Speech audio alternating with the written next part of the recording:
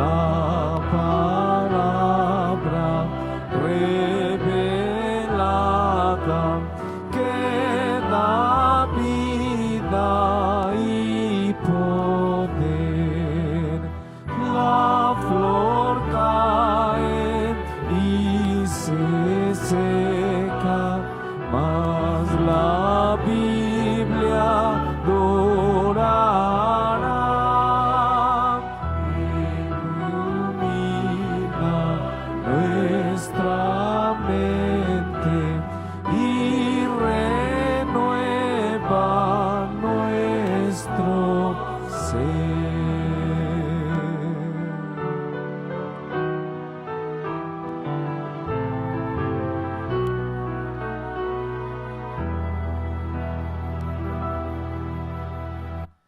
Vamos a orar.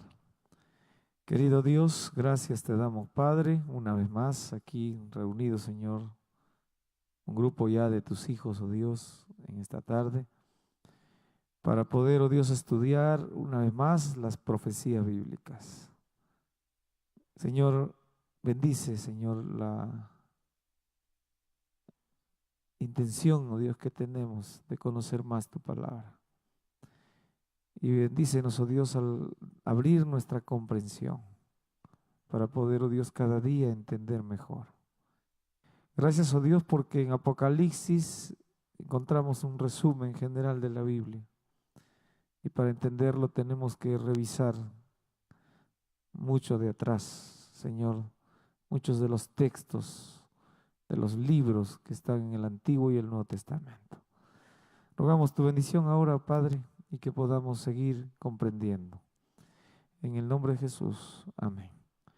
Muy bien, hermanos, vamos a continuar, ¿está bien? Continuar con nuestro estudio del libro del Apocalipsis.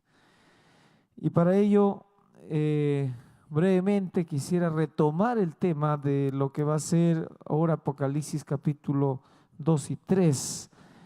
Sin embargo, el capítulo 1, vamos a hacer un breve repaso. A ver, y quiero que por favor rápidamente comprendan, ¿no? lo que intentamos decir en el capítulo 1. Rapidísimo nomás, como para poder ver si estamos listos para ver lo que viene más adelante.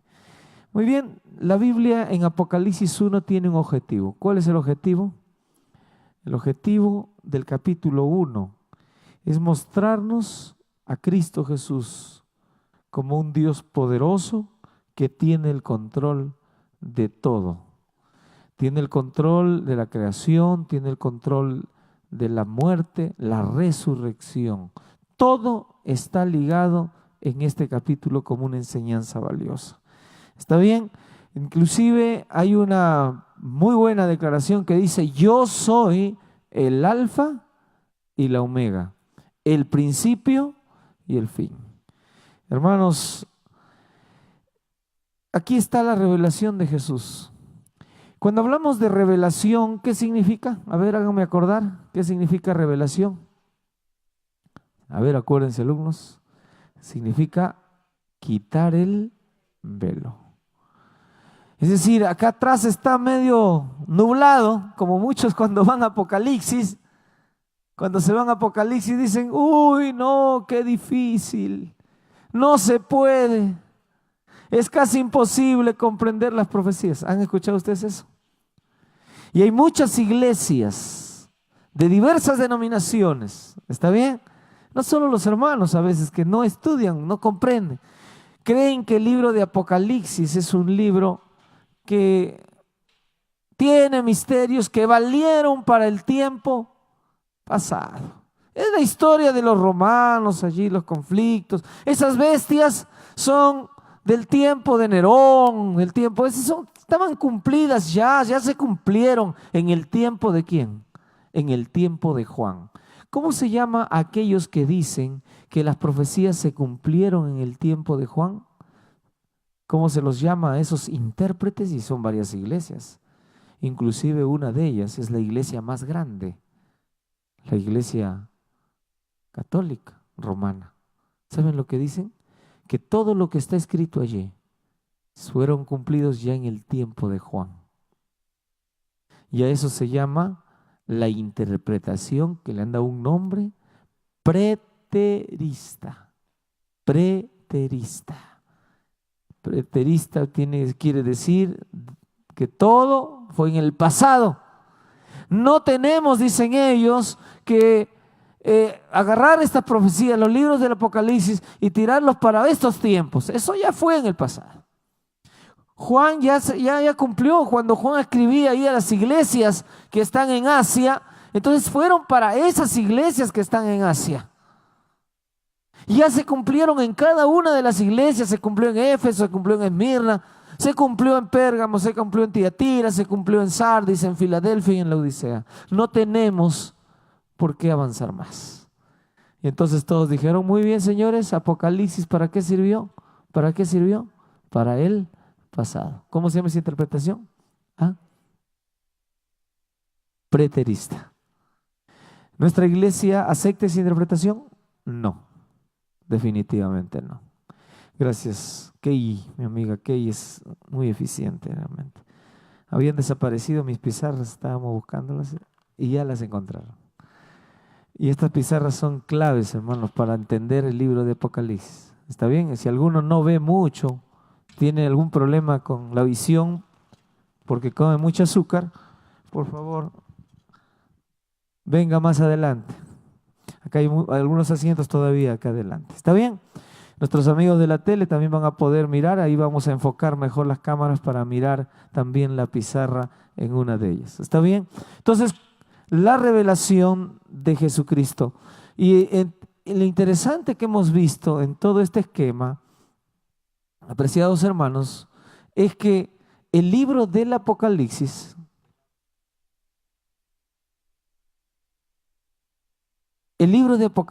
tiene secretos, hermanos, allí en muchos pasajes que nos van a llevar al pasado, nos van a llevar a comprender los textos bíblicos del pasado. Por ejemplo, dice, la revelación de Jesucristo a través de su ángel, ¿a quién? A Juan. A ver, vamos a escribir aquí, Jesús, ¿qué más? Ángel y Juan. Interesante, ¿no? ¿Es la revelación de Dios? Claro, Jesús es Dios, es uno con el Padre. Los tres saben de esta revelación, conocen el propósito, se la encargan a Jesús. Jesús viene como es el que toma la iniciativa, que toma la acción en todas las cosas que se hacen, inclusive en la creación. Apocalipsis comienza casi igual, hermanos, que Génesis. El que hace la acción, se presenta Dios, Elohim, en el principio. Bereshí bara Elohim, eso es lo que dice la Biblia. Berojí bara Elohim, el Hashamayim we Haaret. Ese es el primer versículo. En el principio creó Dios los cielos y la tierra. Ese Elohim era uno. ¿Qué dicen ustedes? ¿Ah? ¿Era uno nomás? ¿O estaban los tres? ¿Saben que cuando Elohim habla, qué dice? Hagamos. ¿Cómo habla? Cuando llega el versículo 26 del capítulo 1 de Génesis, Elohim habla y dice, hagamos. Y entonces dijo Elohim, ¿qué dice? Hagamos. ¿Cuántos sabían creando, hermanos? ¿Ah?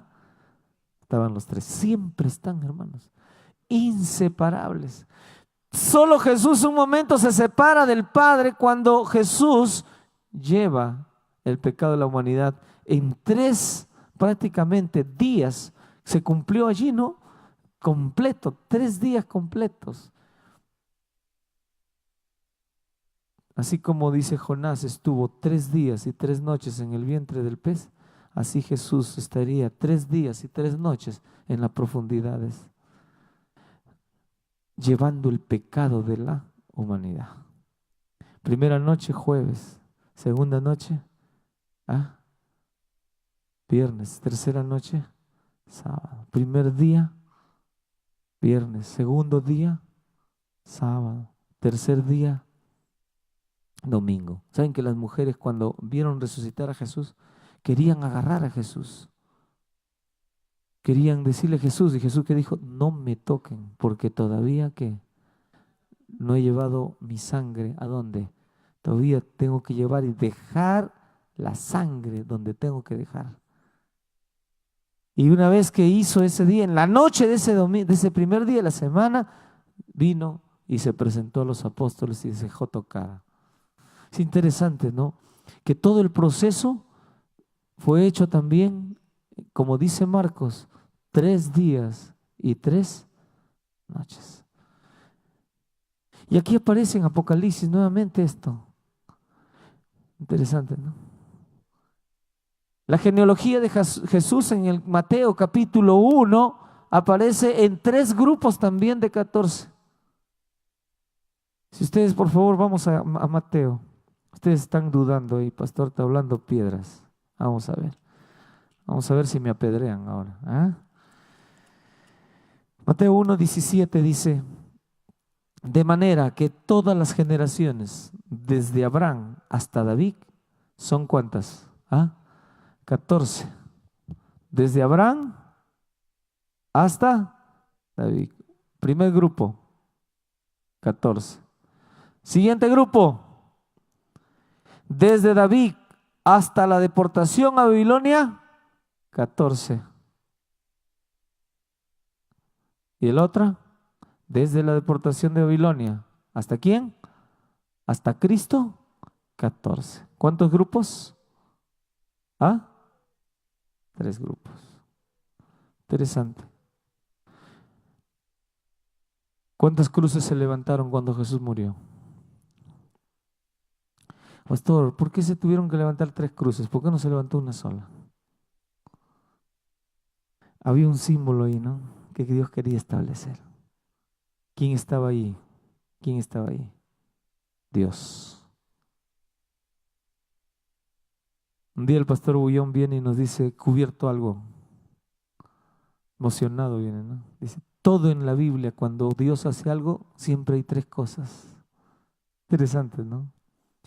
Siempre Dios da 3 cosas. Está emocionado el pastor, ¿no? Y cuando revisamos los libros que existen aquí en nuestra biblioteca y en todos lados, dicen que cuando Dios, miramos la Biblia un poco, siempre el 3 va a representar la obra de Dios o aquellos que pretenden ser como quién, como Dios. Por eso dice, ¿no? 3 espíritus a manera de qué. Ya los vamos a ver en Apocalipsis quiénes son. ¿Está bien? Y en Apocalipsis 1, ustedes han visto, estoy haciendo un resumen de lo que ustedes ya han visto conmigo acá. Ustedes han visto que Jesús, hay unas expresiones que se le da para Dios aquí. ¿Cuáles son esas expresiones? A ver, díganme por favor. A ver, si ustedes leen ahí Apocalipsis 1, 2, hay 3 testimonios. ¿Está bien? 3 testimonios. ¿Testimonio de qué? De Jesucristo. ¿El testimonio de qué más? De la palabra y el testimonio de todas las cosas que has visto. 3 testimonios. El versículo 2 de Apocalipsis 1. Hermanos, básicamente ustedes tienen que tener una Biblia acá. El que no tiene una Biblia no me puede seguir. ¿Ya? Así que si alguien no tiene Biblia, por favor, misionero, traiga Biblias de atrás. Hay Biblias ahí que tenemos, por favor. Si algún hermano levanta la mano, el alumno de teología le va a alcanzar. ¿Está bien? Trae Biblias así usadas que han ahí en mi oficina. Ahí hay varias que se olvidan, hermanos, y no recogen. Cuando ustedes se olviden una Biblia, no vayan a mirar por si acaso esté en la oficina pastoral. ¿Está bien? Si no, las vamos a regalar un día a los grupos más lejanos, ¿no? Cuando ya un año no recogen, lo vamos a regalar a alguien que no tenga. Muy bien. ¿Cuáles son las características? A ver, ahí está. Capítulo 1, versículo 3 dice, bienaventurado el que lee, bienaventurado el que oye, bienaventurado el que guarda. ¿Cuántas bienaventuranzas hay? 3. Interesante, ¿no? Y el versículo 4 dice, Juan a las 7 iglesias que están en Asia. Y aquí ya se introducen las 7 iglesias. Gracia y paz a vosotros, del que es, el que era y el que ha de venir. A ver, voy a escribir aquí. Era, ¿qué más dice? El que era, el que es y el que ha de venir. Versículo 8 dice: yo soy el alfa y la omega, el principio y el fin, el que es, el que era. Perdón, aquí estoy equivocando. Primero es el que es, el que era y el que ha de venir. Y nuevamente el versículo 8 no nos dice la claridad. A ver, pregunto, ¿dónde se encuentra, les dije a ustedes, la interpretación de esto?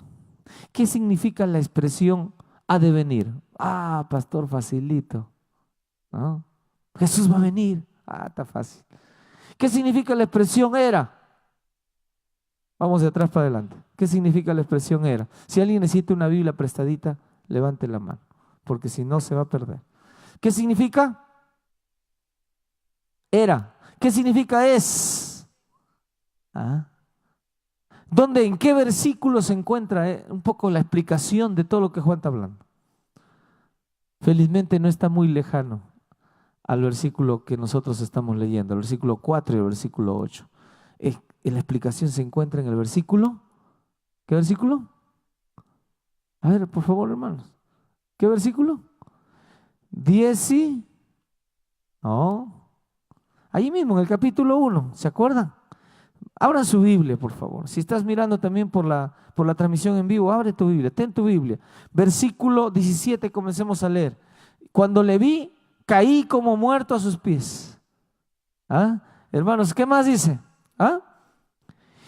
Y él puso su diestra sobre mí, su mano derecha. ¿Y qué más hizo? ¿Ah? Diciéndome, no temas. Repite la expresión del versículo 8. Conecta el versículo 8 con esta expresión: yo soy el alfa y la omega, el principio y el fin. Y ahora le dice, tomándole la mano derecha, le dice, no temas. Nuevamente dice, yo soy el alfa y la omega. Él dice, soy el primero y el último. Y ahí comienzan las expresiones, ya no habladas en estas palabras, sino que dice que, a ver qué dice. Vamos a exponerlas acá. Vivo para es. ¿Qué más? Estuve muerto. Era. ¿Y qué más dice? Mas he aquí que vivo por los siglos de los siglos y tengo las llaves ¿de qué? De la muerte y del Hades, las llaves del sepulcro, del cementerio. De aquí un ratito vamos a ver pasar una caravana, hermanos. Hermanos que están, debieron estar acá, algunos están porque ayer nos tocó predicar para nuestros hermanos. La muerte es algo terrible, hermanos. La muerte golpea, pero Jesús también murió. ¿Está bien? Jesús dice, estuve, ¿qué dice? Muerto. Pero aquí en la tercera expresión, cuando da de la venida de Jesús, dice, voy a acabar con la muerte. Se acaba la muerte. ¿Estamos entendiendo? ¿Sí? Miren, ¿qué significa es, era, ha de venir? Cuando les pregunto, hermanos, ¿qué significa es? Que es eterno. El gran yo soy. No tiene principio ni fin. ¿Qué significa era? Que un día Jesús, ese eterno, ese ser eterno, poderoso, omnisciente, omnisapiente, viene a esta tierra, hermanos, y se encarna y toma la forma de nosotros, no dejando sus poderes allá arriba, no, vino con todo su poder, hermanos. Jesús en esta tierra fue 100% hombre, pero también fue 100% Dios.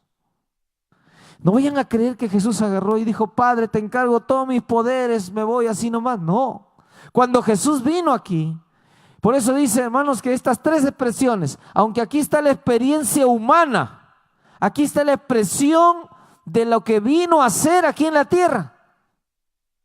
Aquí está su encarnación, es la vivencia, la experiencia que Jesús viene a tener aquí de rescate. Es el centro mismo de todo su existir de nuestro Señor Jesús. Es el centro. Por eso un día tuvo que ser puesto en el centro ahí, hermanos, en el centro.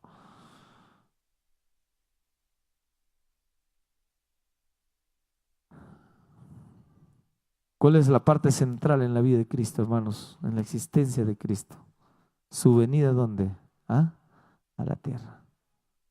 Pone, hermanos, todo su concentración, su vida en el rescate del hombre, en el rescate tuyo, en el rescate mío. Y Cristo viene a esta tierra. ¿Y qué dice allí, hermanos? Estuve, ¿qué dice? Muerto. Ahora, una pregunta surgiría allí, ¿no? ¿Cómo alguien eterno puede morir? ¿Puede morir alguien eterno? ¿Podrá? A ver. Pastor, entonces, ¿qué hizo Jesús? ¿Se hizo el muerto? Es un misterio, hermanos. Por favor. ¿Qué dice la Biblia? ¿Qué dice la Biblia? ¿Ah? ¿Qué dice? Estuve, ¿qué? Muerto. Y si la Biblia dice que estuvo muerto, no nos queda otra que decir que Jesús fue real su muerte. ¿Cómo es que un ser eterno puede morir? Hermanos, no lo podremos entender porque nuestra humilde mente, cerebro, no puede comprender todo lo que tiene Dios en su mente. Es una mente, hermanos, que no está a nuestro alcance. Omnisciencia de Dios. ¿Está bien? Entonces, estamos entendiendo. Y cuando hablamos nosotros, es eternidad, vino a esta tierra toda su vida, el rescate hasta que muere. Y entonces ha de venir. Entonces el Señor, desde el primer capítulo de Apocalipsis, nos pone las reglas claras. Y las reglas claras consisten en que tú tienes que entender que la venida de Jesús tiene relación con un acontecimiento. Y ese acontecimiento es que cuando Jesús venga, las tumbas tienen que abrirse y los muertos tienen que resucitar. ¿Qué quiere decir, hermanos? Ya lo advirtió Jesús en muchas partes. Van a venir falsos cristos. Van a venir falsos diciendo yo soy Jesús. ¿Qué pasaría si viene un pastor, pues, por allá por Brasil apareció un pastor bien simpático, ¿no? No como su pastor de Vía Unión, no, simpático. Y se dejó crecer la barba, todo, y se parecía a Jesús, ¿no? Porque nosotros hemos hecho que Jesús sea bien simpático, ¿no? Sus ojos medios extraños, todavía siendo medio clarito, ¿verdad? Bonito, ¿no? En las figuras que tenemos a veces, ¿no? Y ya, entonces se puso su toga blanca. Uy, todos decían, ¿te parece a Jesús? Entonces un día dijo que Dios se había puesto en él y él ahora era Jesús. ¿Qué les parece, hermano? ¿Qué pasaría si alguien se pone así? Ahora, ustedes no vayan a creer que no es, que es algo tan sencillo como lo hablo. Por ejemplo, este pastor, ¿qué hace? Miren, hace así, ve. Dice, tú, señala, ¿no? No has pegado a tu esposa, le has gritado esta semana, arrepiéntete, hermano tal, hermano Francisco, arrepiéntete. Y el hermano Francisco, ¿qué hace? Uy, se arrodilla. Él es Dios, sabe nuestra vida. Ustedes dirán, pastor, ¿y usted está inventando? No, cuando estaba yo en Ica, hermanos, aquí en Perú nomás, yo tuve que mirar la experiencia ahí de unos hermanitos que asistían a una iglesia donde el pastor decía la vida a toditos los hermanos. Y este ingeniero, yo estoy hablando de una persona no educada, Cuidado que alguien diga, pastor, no, pues que le engañará a los pobres inocentes, hermanitos. No, ¿saben quién era el creyente ahí? Era un director de una escuela de ingeniería metalúrgica de la Universidad de San Luis Gonzaga de Ica. Era miembro de esa iglesia. Dice que a veces tocaban su nombre de él me contaba, ¿no? Cuando decían, tú, le decían, y le decían su nombre, y él inmediatamente, tanto era su fervor que se arrodillaba a escuchar la voz de Dios y temblaba. No has dado tu diezmo, le decía. Uy, él comenzaba, has dado migajas. Así era verdad, justo había hecho eso. Ahora imagínense que vayan a una iglesia así. ¿Ah? ¿Qué les parece? ¿Y cómo recibía? El pastor, el ingeniero me cuenta que este pastor tenía 6 vasos. 6 vasos. Vasos significa que depositan al Espíritu Santo. Tenía 3 vasos a este lado y tenía 3 vasos a este lado. Tipo el camino que hizo Abraham cuando dividió los animales. Parece que ese pastor hasta estudiaba bastante, ¿no? Había hecho 3 vasos aquí, 3 vasos aquí. ¿Quién eran los vasos? Eran 3 mujeres. A este lado 3 mujeres, a este otro lado 3 mujeres.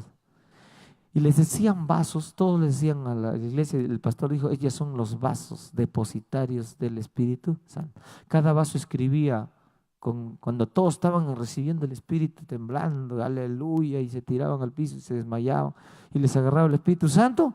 Hermanos, ellas hablaban como pato, como animales, en lenguas extrañas, y después que escribían, y el pastor agarraba la hojita y leía. ¿Quién venía a poseer a esas personas? ¿Ah? ¿Qué dicen ustedes?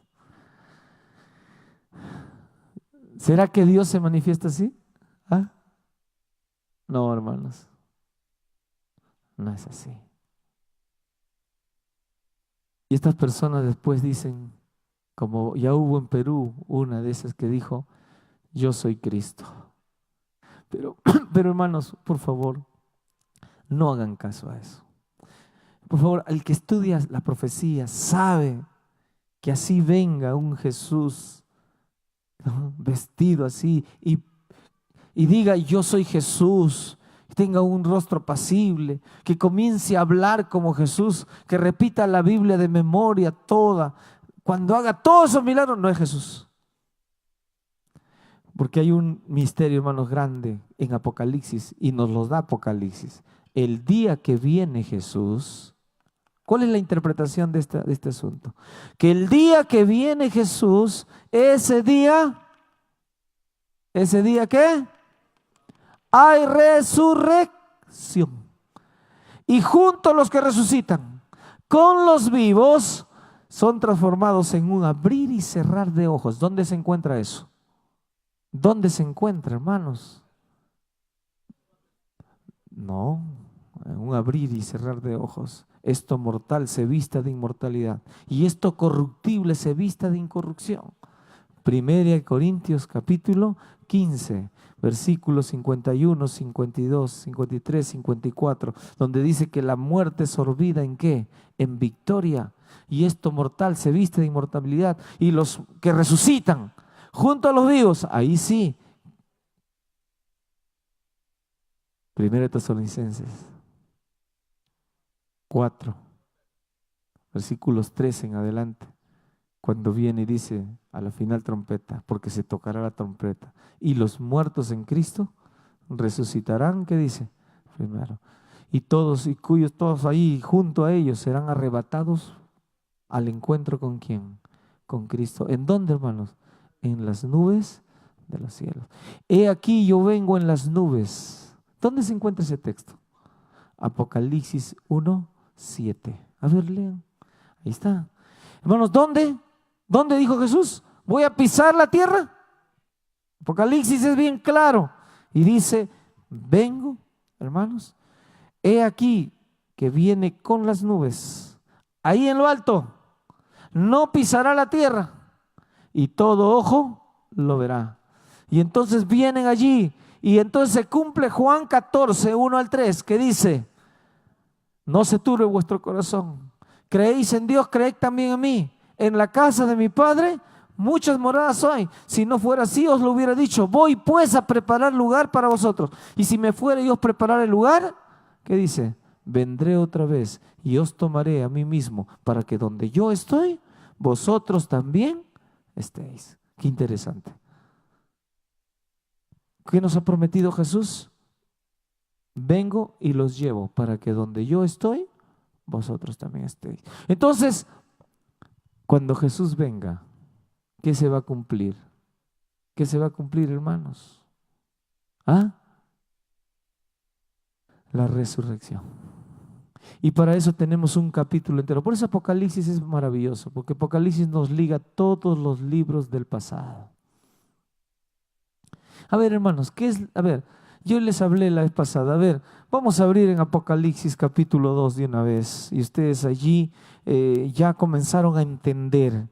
¿Está bien? Voy a pedir aquí a mi querido Kevin. Ahorita va a ser un resumen, ya vamos a comenzar a entrar y Kevin va a hacer el resumen. ¿Está listo el video, Kevin? Muy bien. Hermanos, entonces miren, vayan leyendo. Pero ahorita vamos a ver que, ¿por qué estoy incidiendo en este asunto de la muerte? Porque justamente es esta doctrina la clave para distinguir el error de la verdad.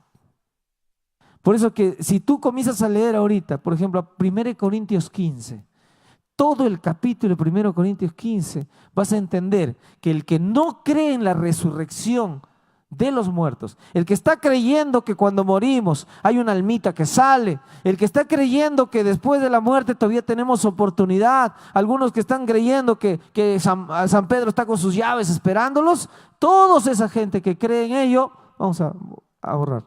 Entonces nosotros necesitamos, hermanos, borrar eso leyendo la Biblia, entendiendo la Biblia. Pastor, pero se me presenta un familiar y me dice que está vivo. Me trae saludos de mi abuelita que ya murió hace 20 años. ¿No? Todavía dice, la abuelita está bien, te manda saludos. Entonces, hermanos, ¿quién es esa persona que se te presentó? ¿Quién es esa persona que vino allí a hablar contigo? ¿Ah? ¿Quién es? Es el enemigo. Tú tienes que decir así nomás, vete Satanás, no vuelvas a ver, no eres mi hermano que acaba de morir, no eres mi mamá, lárgate. Escrito está, vete Satanás. Y Satanás no más vuelve a ti. Pero para eso tienes que dejar de ver películas de terror. Tú no puedes estar mirando películas de terror. Porque a todos aquellos que mucho ven esas cosas, el diablo toma el control de sus vidas. Por favor, jóvenes, no puedes estar cayendo en rock, en música pesada, así dura, donde se ve aparentemente el espiritismo allí, se trasluce en el diablo, en Satanás. Entonces Satanás toma el control de tu vida y tú vas a estar creyendo en esas cosas. Aléjate. Al que no se acerque a esas cosas y se entrega a Dios, Satanás no puede acercarse con ninguna de estas mentiras. Tú puedes dormir un día solo en una casa cuidando, solo, y tú sabes que estás seguro que no existe nada de esas cosas, que existe la protección de Dios. Puedes estar en un campo solitario allí, durmiendo solo, y no estás pensando en que se me va a aparecer una moto con un chofer sin cabeza, como cuentan, ¿no? Oh, y sale todas las noches todavía sin cabeza, ja, ja, ja, y todavía se ríe, no sé de dónde saldrá la risa, pues no tiene cabeza, ¿no? Entonces sale ahí, entonces tú estás creyendo, no, sí, en mi pueblo sí han visto, muchos han visto. ¿Ah? Lo que pasa es que andas más averiguando de esas cosas que de la Biblia. Y Satanás es muy astuto para engañar. Aléjate. Y no habrá ni una historia de esas para ti. ¿Está bien? Así puedes estar en el lugar más oscuro, más solitario. Y estás confiado en que el diablo no tiene cachos, cola ni rabo. ¿Qué no tiene el diablo? Cachos, cola ni rabo. No tiene piernas de rata, como lo dibujan a veces. Ah, no tiene unos dientes como vampiro.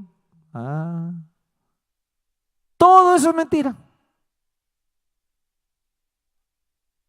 no tiene cachos. No, pastor, son simbólicos. No, no, no, no tienen ni simbólicos ni nada. Está bien, Satanás es un ser, un ángel 1000 veces más simpático que el que está acá arriba. Está bien, porque era perfecto. Amén, hermanos. Y ese ser siempre te va a engañar, siempre te va a engañar con las cosas bonitas, más que con las feas.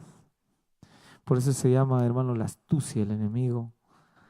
Te engaña como hoy día vamos a ver las doctrinas que vamos a estudiar. Voy a pedir una vez más a Kevin, ¿dónde está Kevin? Ya se nos escapó Kevin, que pueda ayudarnos a mirar, a retroceder en el tiempo, podamos retroceder en el tiempo y mirar un poco del cómo fueron las iglesias de Éfeso, ¿demás? Esmirna, Pérgamo, Tiatira, Sardis, Filadelfia y Laodicea.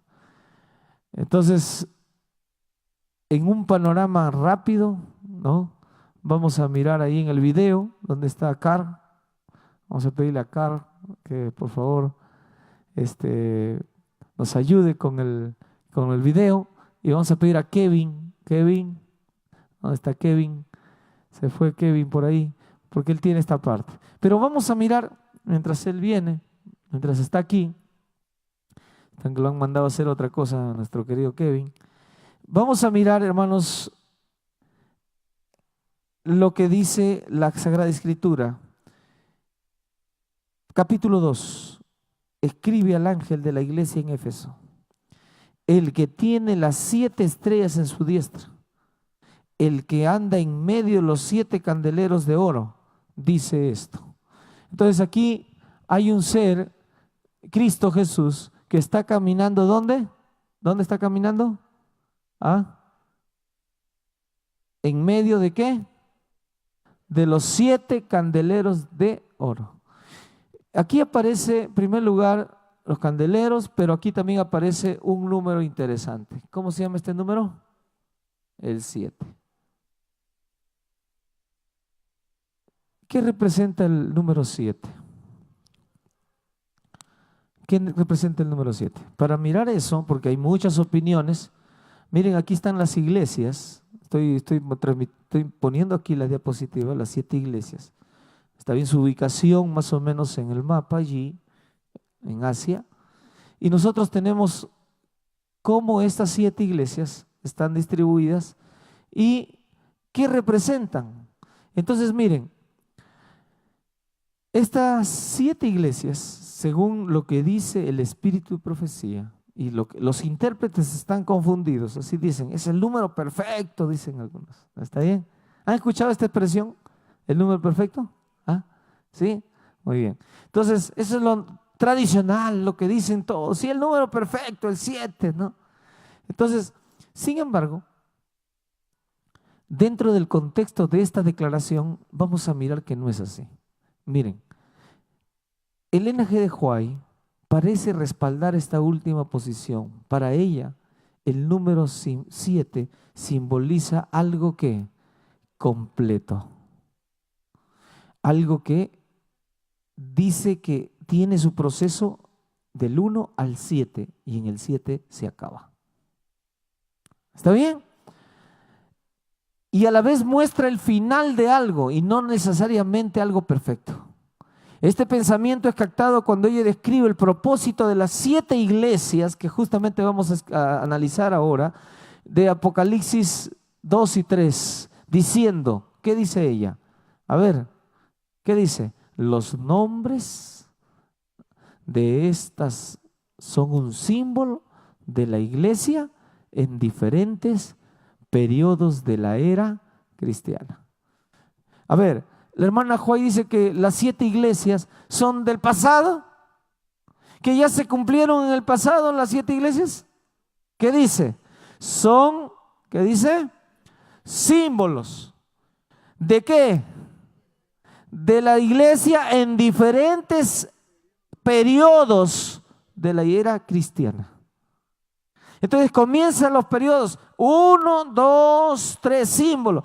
Dios toma cada iglesia de que existían ahí en Asia, en el primer siglo de la era cristiana, y agarra a 7. No eran las únicas 7 iglesias, había más iglesias, pero el Señor agarra solo a 7 y las pone con su nombre. Y dice allí, por ejemplo, no está Corinto, no está, ahí era una iglesia. Ustedes tienen allí un libro, ¿no? Los Gálatas, ¿está ahí? No está, ¿no? Entonces, con ese nombre, ¿no? Éfeso, son los Gálatas. Muy bien, pero hermanos, ¿qué tenemos? ¿Qué tenemos? 7 elegidas de las muchas que existían, que el cristianismo crecía con tanta fuerza, pero el Señor elige 7 para mostrarnos cuántos periodos de la historia. ¿Ah? ¿Cuántos periodos? ¿Cuántas etapas? 7 etapas de la era cristiana. Entonces miren lo que dice. El número 7, dice la hermana Huay, ¿qué dice? Indica algo que completo. ¿Qué indica? Que son 7 periodos y se completa.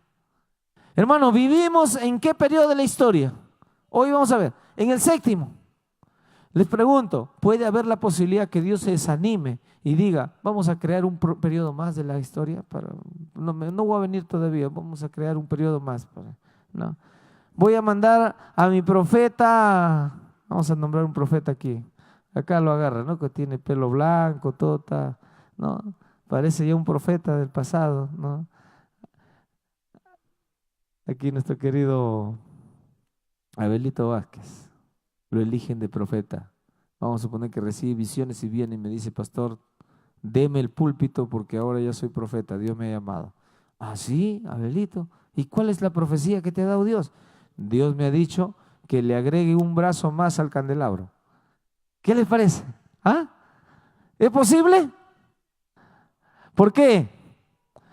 Porque no es la única profecía con este número que indica algo completo. En realidad comienza desde la misma creación.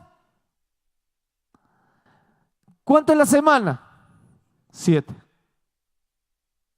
Cuando intentaron un día intentó el hombre hacer semanas de ¿cuántos días? 10 días. Francia. Cuando Francia comenzó a gobernar, dijo, perdemos dinero cuando el hombre descansa cada 7. Vamos a mejor, para ganar más, vamos a ¿qué? ¿Ah? Vamos a hacer ¿cuántos? ¿La semana va a durar cuánto? 10 días. ¿Qué les parece? Les pregunto, ¿cuánto dura ahorita en Francia la semana? ¿10 días? No, 7. ¿Por qué? Casi mata a su gente. ¿Está bien? Pareciera que el hombre ha sido hecho con una estructura de 7. A los 7 tiene que descansar, el 7º. Un día a la semana tiene que descansar. Y nosotros descansamos el día que el Señor dijo que teníamos que descansar. ¿Está bien? A ver, ¿por qué un ateo no ha agarrado y un día ha dicho en su nación, dice, no creo en Dios, voy a hacer semanas más largas? Pareciera que el ser humano tiene esa estructura completa. Porque un día la creación fue hecha ¿en cuántos días, hermanos? 7 y se terminó. Y recuerden que el hombre y la mujer se crearon ¿qué día? El 6º. Pero ¿por qué crea Dios un día más? ¿Ah? Porque era para completar la estructura total. Algo completo, terminó y se termina con el día de descanso para esa creación. Interesante, ¿no? Es así, hermanos. Es así como nosotros tenemos aquí, que como dice el Espíritu de Profecía, significa que los mensajes, hermanos, se extienden ¿hasta cuándo? Hasta el tiempo final de la historia. Entonces las 7 iglesias nos van a ilustrar eso. ¿Está bien? Ya llegó nuestro historiador, por favor adelante Kevin. Y él nos va a enseñar una vez más, la semana pasada lo hizo en forma brillante y hoy también lo va a hacer. ¿Por qué? Estamos repitiendo, porque queremos, hermanos, entender a plenitud esto. Y vamos a presentar algunas fotos actuales, ¿no? Kevin ha hecho un viaje, ¿no?, internacional por internet, ¿no? Por internet. No ha ido hasta allá. Ha navegado, pero en internet. Entonces, y ha bajado imágenes de las 7 iglesias. Actualmente, ¿cómo están esas 7 iglesias? Vamos a mirar. Sí, por favor, lanzamos el video. Si está Car ahí, sí.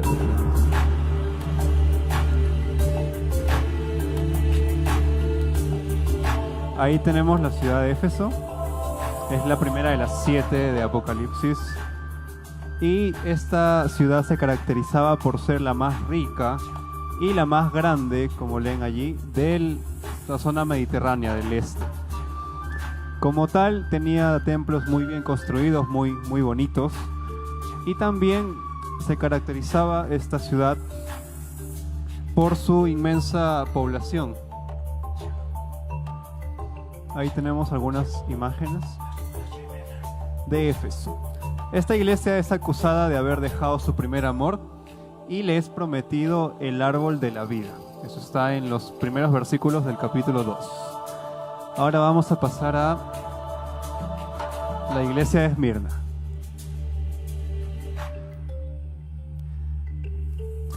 Esta iglesia está en una ciudad muy próspera, una de las más prósperas de Asia Menor, y también tenía templos bastante muy grandes y magníficos. Pasamos a Pérgamo, que es la tercera. Allí tenemos, era una de las capitales de la provincia romana en Asia. Tenía avenidas muy grandes, muy populosas. Era conocida por sus librerías y por su arquitectura muy bonita, y por tener templos también muy asombrosos. En su tercera carta, Dios le llama a ellos como el trono de Satanás. Y el pastor va a explicar por qué es eso. Pasamos ahora a Tiatira. Esta es la cuarta iglesia. En Tiatira encontramos un elogio de Dios porque ellos tenían un amor mucho más grande que el primero. Es una diferencia entre la primera y la cuarta. Aquí también la iglesia, sin embargo, es acusada de haber tenido ciertas doctrinas de Jezabel. Y para su arrepentimiento les es prometido la autoridad. Ahora tenemos la iglesia de Sardis.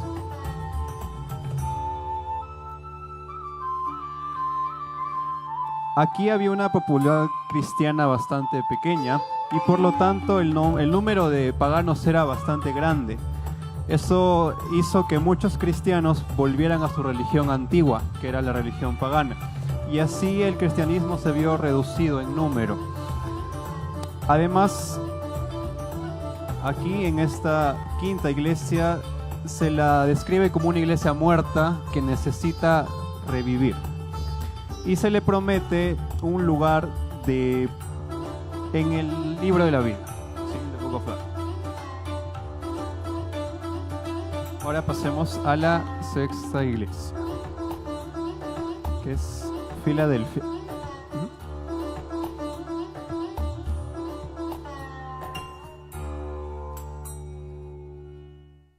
Esta ciudad era famosa por su textil y por su producción de moda, ¿sí? Tenía bastante comercio, y Dios la elogia por su obediencia, por su fe y por su amor. A ellos se les da muchas promesas, incluyendo el ser ciudadanos de la Nueva Jerusalén.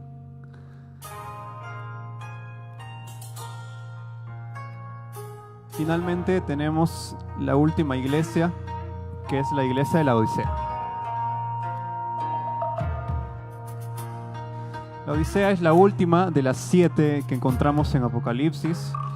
Ellos no tenían una propia fuente de agua, sino que les era brindada por una especie de canal que llegaba a la ciudad. Este canal de agua era tibia, no era ni fría ni caliente, y por eso es que se describe a esta iglesia como tibia, ¿no?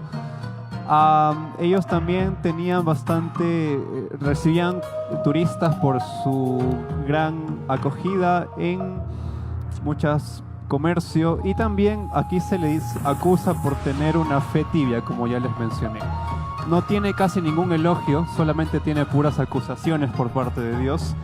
Y se dice que justo la corrupción abundaba en esta ciudad. Y eso es todo, pastor. Gracias.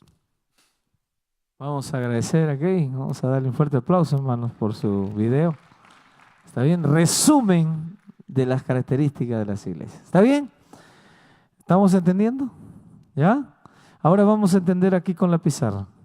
Y en la pizarra vamos a tener justamente el desarrollo de cada una de estas iglesias. ¿Está bien? Tenemos allí en nuestras diapositivas la estructura de las 7 iglesias. Hay estructuras diversas del capítulo 1, que todas tienen algo en el centro. Este doctor aquí entendió que toda la estructura del capítulo 1 tiene también 3 y 3 y 1 en el centro. Y eso nos ayuda a entender el paralelismo que existe entre las iglesias. A ver, aquí lo puse. A ver, díganme, ¿cuál es el paralelismo de las iglesias?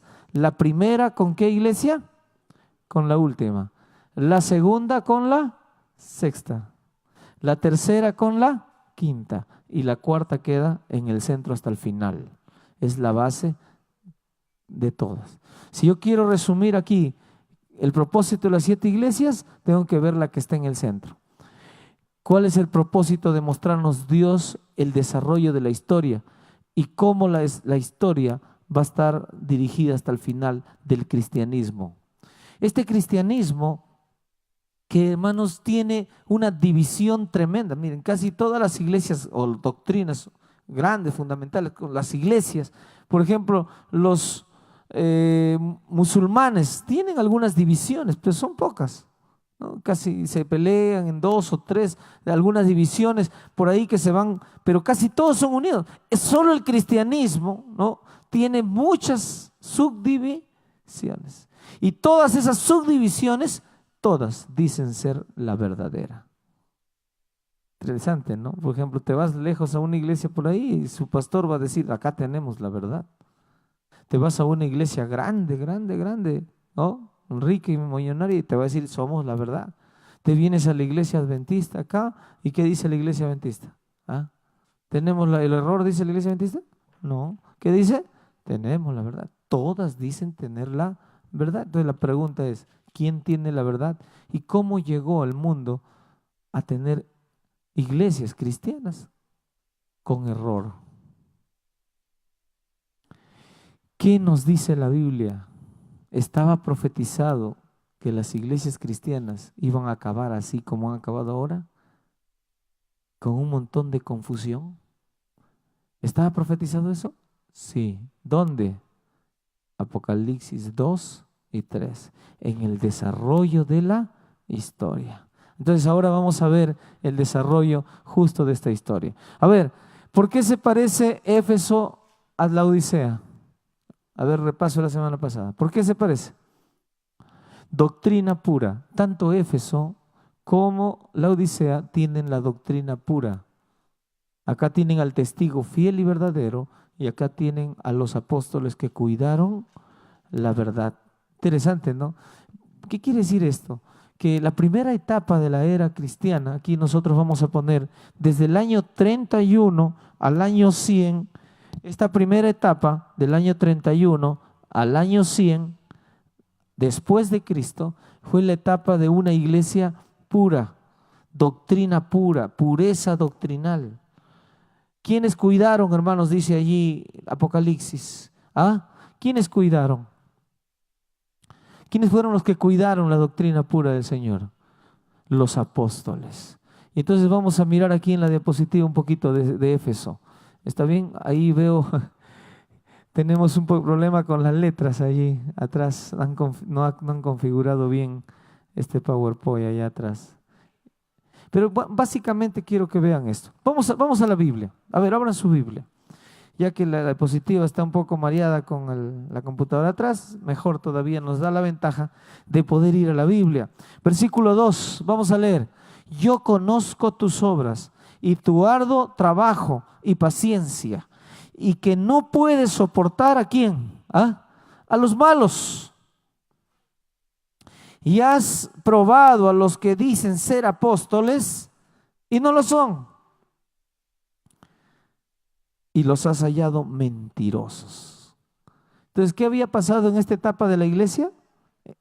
Del año 31 al año 100, habían querido surgir falsas enseñanzas dentro de este grupo del cristianismo, en estos años del cristianismo, pero los apóstoles, la gente del primer siglo, se encargaron de sacar a esos falsos apóstoles, falsos hombres que venían a meter doctrinas equivocadas. Por ejemplo, dice versículo 3, has sufrido, fueron perseguidos también, y has tenido paciencia, has trabajado arduamente por amor de mi nombre y no has desmayado. La iglesia en el primer siglo de la era cristiana llegó a crecer tremendamente, hermanos, explosivamente. Se comenzó el cristianismo a propagar de una manera increíble. ¿Cuántos cristianos ya eran en el primer siglo? ¿Cuántos cristianos? ¿Ah? Millones. Hermanos, ¿qué pastor tan rápido? Sí, sucedió un milagro. El poder del primer Pentecostés agarró y comenzó, hermanos, con poder el cristianismo. Se asustaron todos los que vieron al cristianismo crecer de esa manera. Pero tengo contra ti que has dejado, ¿qué dice? Tu primer amor. ¿Qué pasó conforme pasaron los días, pasaron los años? Los apóstoles fueron muriendo, sacrificados de diversas maneras. Torturados, los apóstoles murieron. Condenados por los emperadores. Cuando ustedes estudian, yo he pedido a Haas que haga un resumen, hermanos, de la muerte de los apóstoles. ¿Está bien? De la muerte de los apóstoles. ¿Cómo murieron todos? Tratando de buscar un poco lo que dice la historia escrita. Pero hermanos, tenemos varios. Yo ya les expliqué un día cómo murieron cada uno de ellos casi. Lo que se tiene conocido, ¿no? Pero ahí, por ejemplo, Pablo, es fácil, ¿no? ¿Qué pasó con Pablo? Le cortaron la cabeza, ¿no? Pedro, Jesús mismo le dijo la manera de su muerte. ¿Cómo iba a morir?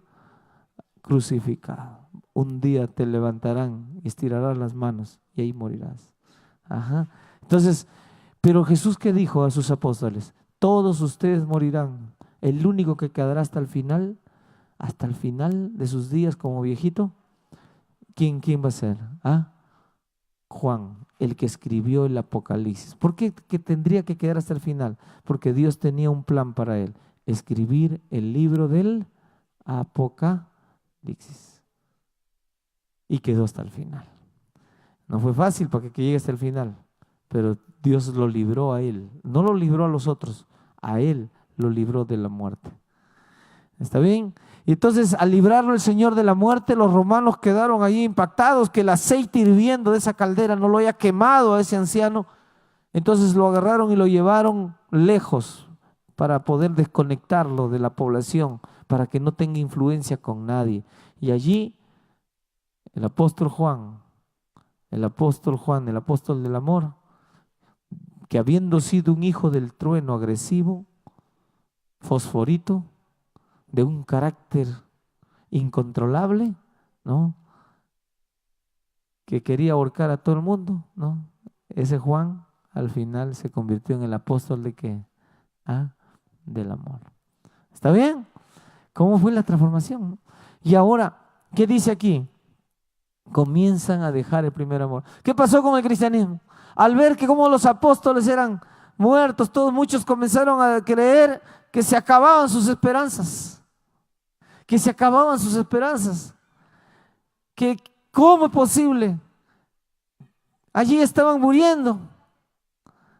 ¿Está bien? Pablo, que había dicho, y los que quedemos vivos, entonces seremos arrebatados. Y ahora aquel que dijo, los que quedemos vivos, ¿qué pasó con el que dijo los que quedemos vivos?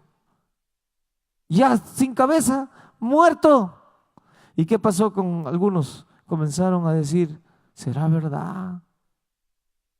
Para esto estamos empujando. Cuando Cristo viene, porque todos esperaban la venida de ¿quién? De Jesús. Mis hermanos, comenzaron a dejar el primer amor. Es como el pueblo adventista de la Odisea. Comenzó con una fuerza el asunto de la venida de Jesús. Vendían sus propiedades, vendían todo para predicar que Jesús venía. Comenzaban a hacer con fuerza todo. Mi abuelo, cómo ha predicado de la venida de Jesús con fuerza. Yo cuando estaba niño lo miraba. Yo ya soñaba que Jesús venía, ¿no? Y cuando lo veo morir a mi abuelo de viejito, entonces comienza mi mente a decir, ¿será verdad que va a venir Jesús?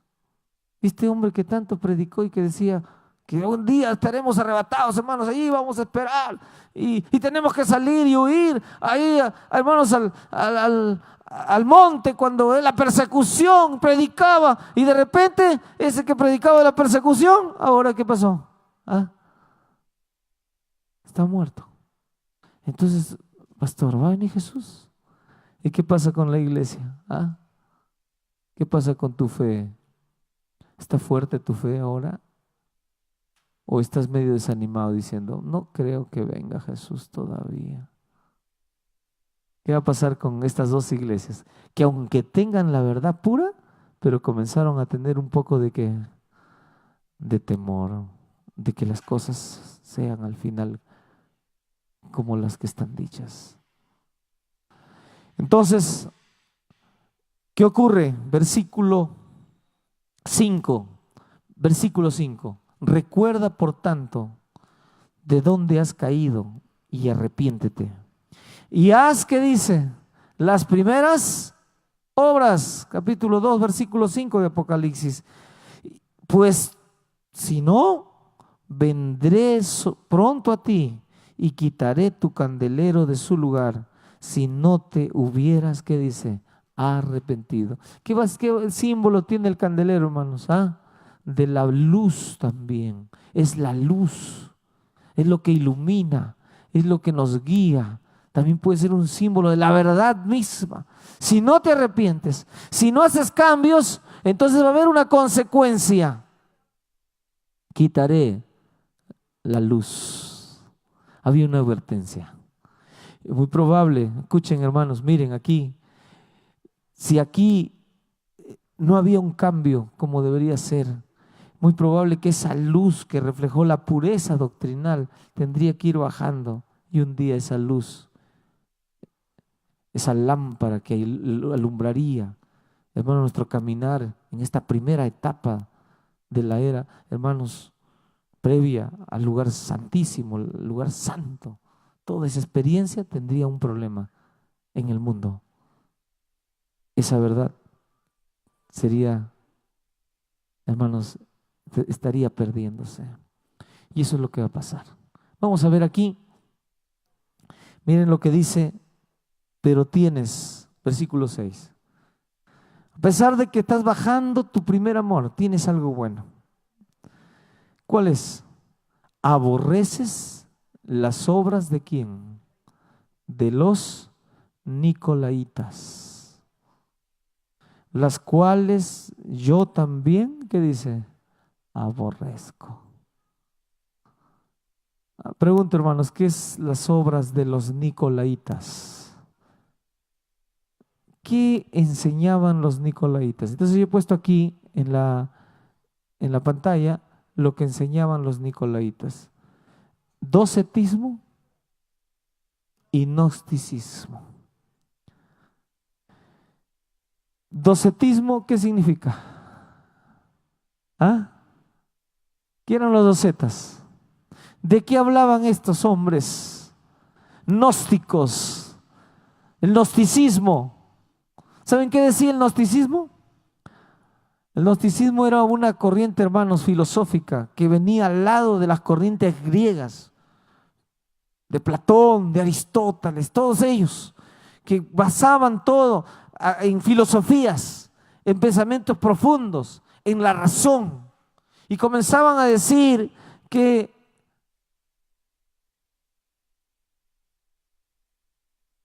hay no hay muerte. No se muere realmente, decían ellos. Sino que cuando alguien muere, puede seguir viviendo. Por eso les decía que tenían que entender bien claro lo que es la resurrección, cómo es la muerte, cómo habla Daniel. Daniel dice en el capítulo 12, lo hemos estudiado en la temporada que hemos hecho Daniel, el ciclo pasado, que dice Daniel 12. ¿Qué dice Daniel 12, versículo 3? ¿Ah? ¿Qué dice, hermanos? ¿Ah? Versículo 2. ¿Y qué dice? Y los que duermen en el polvo de la tierra serán ¿qué? Levantados. ¿Entendiste lo que quiere decir dormir y todavía en el polvo de la tierra? ¿Qué significa? Que cuando morimos nos hacemos ¿qué, hermanos? ¿Ah? Polvo. Pero ¿qué iban a decir estos docetas, estos gnósticos? ¿Ah? ¿Qué iban a decir? No. Y deben decir algo más. Los docetas y tanto los gnósticos comenzaron a malograr la doctrina y quisieron meter esa doctrina en el tiempo de los apóstoles. Y los apóstoles defendieron la verdad. Por ejemplo, los docetas decían así, los gnósticos decían ellos, puedes hacer con tu cuerpo lo que se dé la gana. Y los grandes filósofos decían, el cuerpo no es importante, el alma es lo que vale. Esta carne, decían ellos, no sirve. Lo que sirve es el espíritu.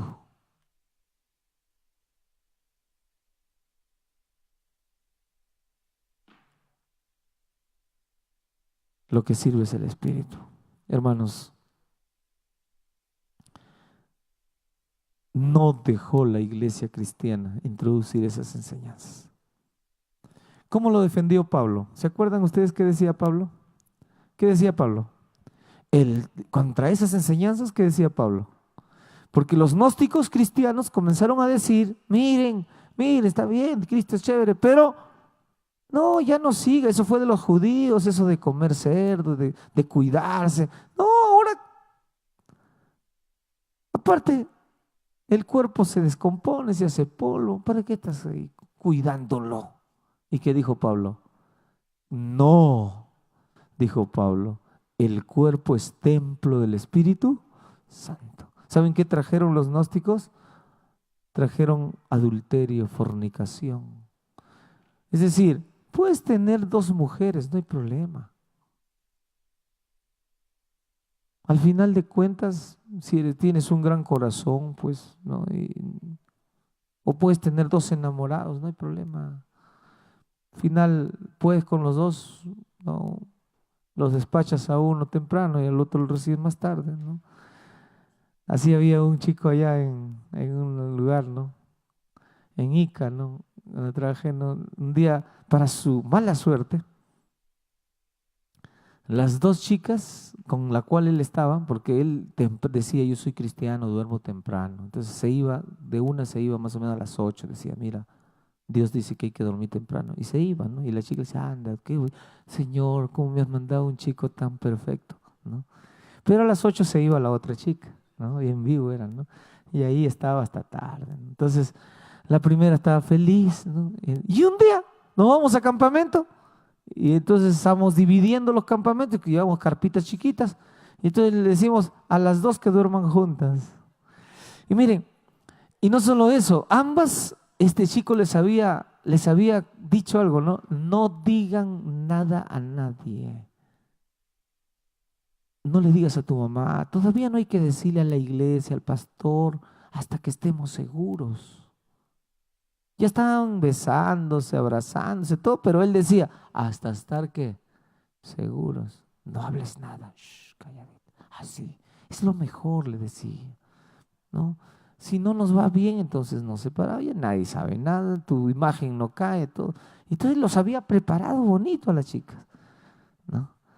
Si un chico está que se aprovecha así de ti, ¿no? Te dice, mira, no hay que exponernos ahí suavecito, no hay que nadie sepa, ten cuidado.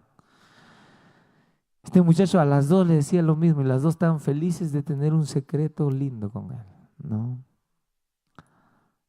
El chico creía en el gnosticismo. ¿Qué importa? Con tal que mi mente, que soy adventista, que asiste el sábado. Cuando yo lo veía en la iglesia, salía al frente a dirigir. Ustedes lo vieran cómo dirigía. Pues, hasta dirigía otras cosas. No voy a decir qué cosas dirigía porque van a ir ahí que van a saber quién es. Pero este hombre, que daba una apariencia de piedad tremenda, tenía una filosofía equivocada. Yo no sé qué filosofía puedes tener tú, pero tienes que romperla a la basura, hermano. No vale. No puedes estar conversando con una mujer por el celular diciendo que la amas todo cuando tienes a tu esposa. Y después crees tú que ese es un secreto. Dios sabe.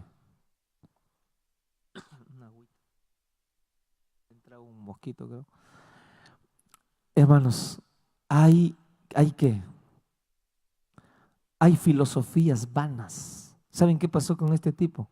Cuando llegaron a estar en la carpita, las dos, ustedes saben cómo son las chicas, ¿no? Te voy a contar un secreto.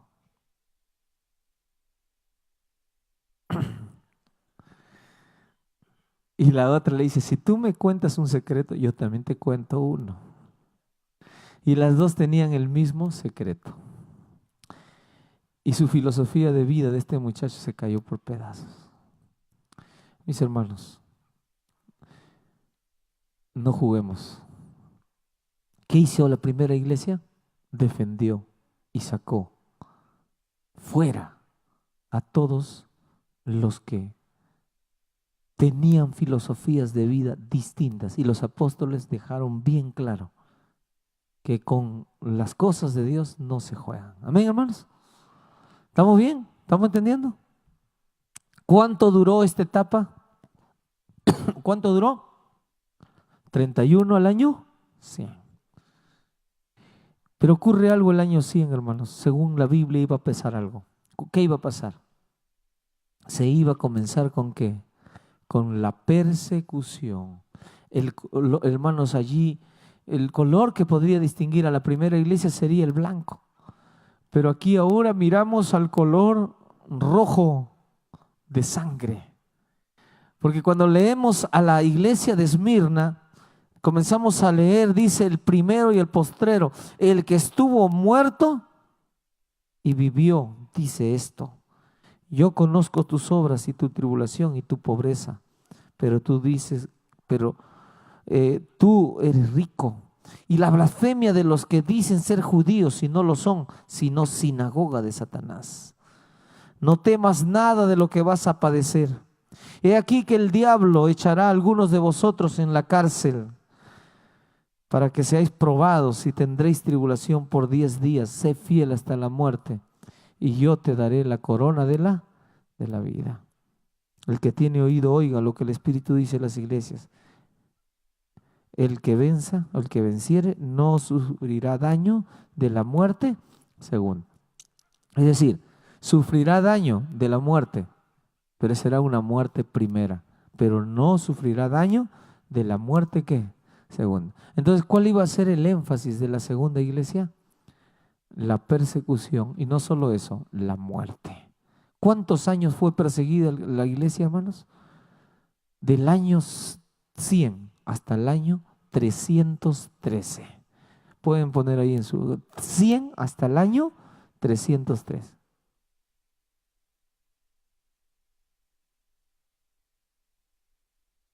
¿100 al 303? Esta etapa de la iglesia es muy triste. Circos romanos,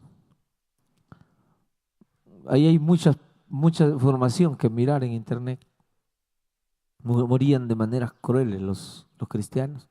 El emperador solo bajaba el dedo y los leones salían a comerse a los cristianos en el Coliseo romano, en los diversos lugares donde los cristianos eran atrapados y llevados para hacer escarnio de la gente, para hacer burla de la gente y para que la gente sádica mire cómo eran torturados de diversas maneras. Es así, hermanos, así la realidad de estos años. ¿Cuánto tiempo iba a pasar? ¿Qué dice la etapa de la iglesia? Serían probados y la muerte vendría, hermanos, allí. Muerte sería el símbolo de ahí del cristianismo. Podríamos decir la sangre que correría sería muy abundante. La última persecución fue del año 303 al año 313. Fue hecha por Diocleciano II. Y este emperador persiguió a la iglesia de una manera terrible, más que todos. Es decir, la última persecución fue la peor de todas. La sangre de los cristianos corría como sequías de agua, hermanos, allí en ese momento en que Diocleciano tomó el control. Se destinó por matar a los cristianos. ¿Saben por qué querían matar a los cristianos? Porque se daban cuenta que cuando morían más aparecían, más aparecían. Pensaban que ya estaban acabando con todos y de repente encontraban la información que había muchísimos. Se desesperaban. Pensaban, si estos se rebelan contra Roma, y Roma ya iba menguando, Roma ya iba cayendo. Roma venía desde el año, ¿qué año venía? 168 antes de Cristo gobernando. Había pasado la era cristiana, pero ahora ya se encontraba yendo a la caída. Sus emperadores, por ser tan, vamos a decir, tan corruptos, hasta su propia gente comenzó a alejarse. Corrupción, orgías, desenfrenos, coliseos con gente mirando la sangre. Entonces los mismos gente que, siempre en toda población hay gente que ni teniendo la verdad, son gente que vive de una manera diferente. Y comenzaron a decir, estamos creo en el lugar equivocado, este imperio se está yendo por pedazos. Y entonces las tribus bárbaras cerca a Roma comenzaron a alejarse. Y comenzaron a alejarse y a formar allí, los germanos comenzaron a replegar, diciendo Roma se ha corrompido, esos emperadores se han vuelto homosexuales, se han vuelto, hermanos, hacían todo tipo de cosas. La historia de ellos es bien cruel. Orgías grandes de gente, hermanos, que ahí estaban en sus fiestas. Eran común saber que todos esos que andaban en el Coliseo después caían en fiestas banales. Y entonces comenzaron a apartarse y comenzaron a decir, un día tendremos que acabar con estos que están trayendo maldición. Y es por eso que Roma cae. ¿Cuándo va a caer Roma? ¿Ah? Roma no va a pasar ni siquiera, hermanos, de acá. Acá va a caer Roma. El 476 después de Cristo.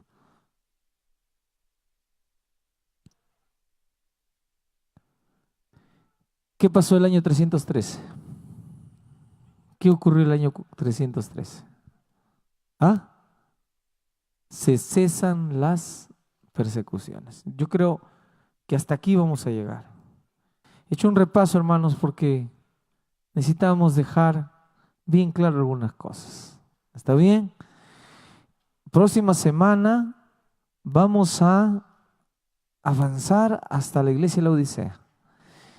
Próxima llegaremos al capítulo 4 y 5 de Apocalipsis, que lo vamos a estudiar juntos. Y de ahí entraremos al capítulo 6. Pero les voy a dar una tarea. Tienen que leer la historia de Balaam. A ver, ¿qué historia van a leer? Balaam. Porque la otra semana, si ustedes no leen la historia de Balaam, no me van a entender con facilidad todo lo que vamos a decir. Si ustedes me leen la historia de Balaam, ¿dónde se encuentra la historia de Balaam? En Números. ¿Qué capítulo? Tienen que leer 3 capítulos por lo menos, 21, 22, 23, 20, hasta, a ver, voy a darles bien clarito para que nadie tenga problemas, hermanos, allí. ¿Está bien? Porque el que no lee desde el capítulo 22, 23, 24, cuando Apocalipsis nos mencione en la iglesia de Pérgamo a Balaam, entonces si tú no has leído esos 3 capítulos de Balaam, no vas a poder entender. ¿Por qué Apocalipsis es entendido con el Antiguo Testamento, hermanos? Porque es así, es el resumen final de la Biblia. Entonces, cuando nos dice Balaam, tú tienes que haber entendido qué hizo Balaam. Y tú vas a entender por qué el cristianismo ahorita está corrompido. Porque aunque siendo profetas aparentemente de Dios en el pasado, se corrompieron e pusieron tropiezo a los hijos de Dios hasta ahora. Entonces, pero no te voy a pedir que solo busques en la Biblia, Balaam, sino que también agarres el espíritu y profecía, escúchame, el espíritu y profecía, y leas Patriarcas y Profetas y leas a Balaam allí.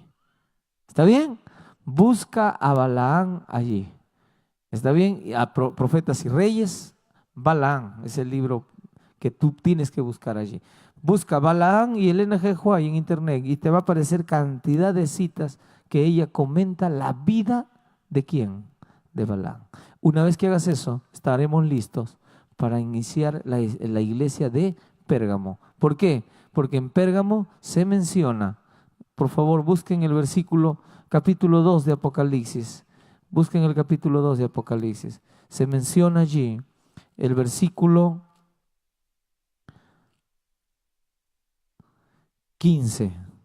14 dice, pero tengo unas pocas cosas contra ti, que tienes ahí a los que retienen la doctrina de quién, de Balaam. Entonces, ¿qué tienes que hacer? Saber la vida de Balaam. Dios te bendiga y la próxima semana nos vemos en el estudio de las iglesias de Pérgamo, Tiatira, Sardis, Filadelfia y Laodicea. Vamos a ponernos en pie, hermanos, para hacer la oración.